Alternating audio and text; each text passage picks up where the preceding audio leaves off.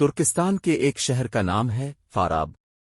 بہت مدت گزری، اس شہر کے ایک محلے میں ایک بہت ہی غریب لڑکا رہتا تھا جسے علم حاصل کرنے کا بے حد شوق تھا۔ دن کو وہ اپنے استاد کے ہاں جا کر سبق پڑھتا اور جب رات آتی وہ دن کا پڑھا ہوا سبق یاد کرتا اور اس وقت تک نہیں سوتا تھا جب تک یہ سبق پوری طرح یاد نہیں ہو جاتا۔ اس کی چارپائی کے سرہانے مٹی کا ایک دیا جلتا رہتا تھا، اسی دیے کی روشنی میں وہ رات کے دو بجے تک پوری کتاب پڑھ لیتا اور بعض اوقات ساری رات ہی پڑھنے میں گزر جاتی۔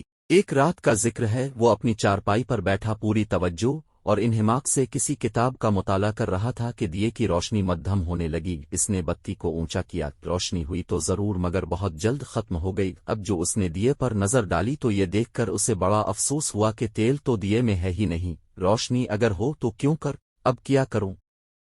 اس نے اپنے دل میں سوچا۔ رات آدھی کے قریب گزر چکی تھی، شہر کی دکانیں بند ہو چکی تھیں اور اگر وہ کھلی بھی ہوتی تو لڑکے کو کچھ فائدہ نہ ہوتا کیونکہ اس کے پاس تیل خریدنے کے لیے بھی پیسے نہیں تھے۔ پیسوں کے بغیر کون دکاندار تیل دے سکتا تھا؟ اس حالت میں بہتر یہی تھا کہ وہ کتاب ایک طرف رکھ کر سو جائے، مگر ابھی تو اسے پورے 2 گھنٹے اور پڑھنا تھا۔ وہ یہ 2 گھنٹے کس طرح ضائع کر سکتا تھا؟ اور پھر دوسرے دن بھی اس کے پاس کہاں سے پیسے آتے؟ روٹی تو وہ ایک مسجد میں جا کر کھا لیتا اور محلے کے ایک بچے کو پڑھا کر جو رقم ملتی تھی اس سے وہ اپنے لیے معمولی کپڑے اور تیل خرید لیتا تھا، لیکن اسے حال ہی میں جتنے پیسے ملے تھے وہ خرچ کر چکا تھا۔ دیے کے اس طرح بجھ جانے سے وہ بہت پریشان تھا۔ وہ اپنی کوٹری سے نکل کر دروازے پر آ بیٹھا۔ رات کا اندھیرا ہر جگہ پھیلا ہوا تھا، کہیں کوئی چراغ جلتا ہوا دکھائی نہیں دے رہا تھا، سب لوگ آرام کر رہے تھے۔ اتنے میں اس کی نظر روشنی کی ایک ننھی سی لکیر پر پڑی جو شاید دور کسی دیوار پر دکھائی دے رہی تھی۔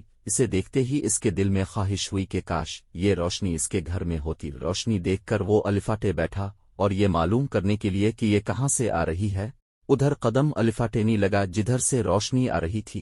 اپنی کتاب وہ ساتھ ہی لے آیا تھا تاکہ موقع ملے تو اسی روشنی میں کتاب کا باقی حصہ پڑھ ڈالے اور پھر واپس آ جائے۔ کچھ دور جا کر اس نے دیکھا کہ وہ روشنی ایک قندیل میں سے نکل رہی ہے جو محلے کے چوکیدار کے ہاتھ میں تھی۔ اس نے چوکیدار سے بڑے ادب کے ساتھ کہا، جناب اگر آپ اجازت دیں تو میں قندیل کی روشنی میں کتاب پڑھ لوں۔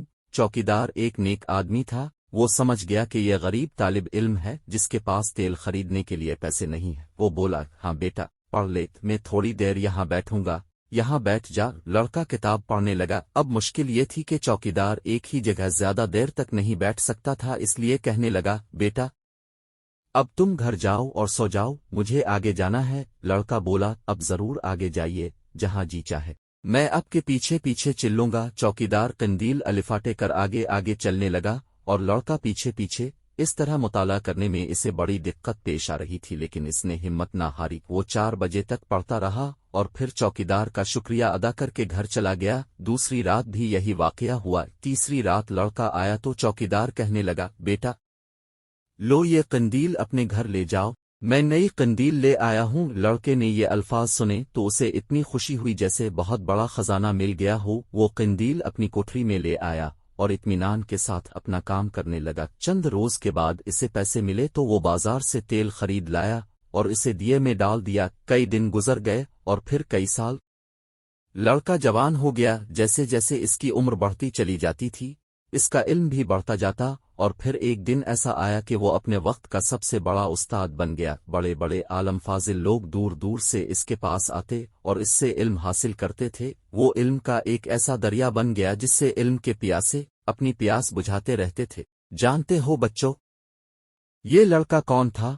یہ تھا ابو نصر فارابی، فارس ایران کے۔ اس عظیم مسلمان فلسفی اور سائنسدان کی وفات کو کئی 100 برس گزر چکے ہیں مگر اس کی عزت و عظمت میں کوئی فرق نہیں آیا۔ اس کا نام سب بڑے احترام سے لیتے ہیں اور لیتے رہیں گے۔ جس کے اپنے دیے کی روشنی ختم ہو گئی لیکن علم کا جو دیا اس نے جلایا اس کی روشنی کبھی ختم نہیں ہوگی۔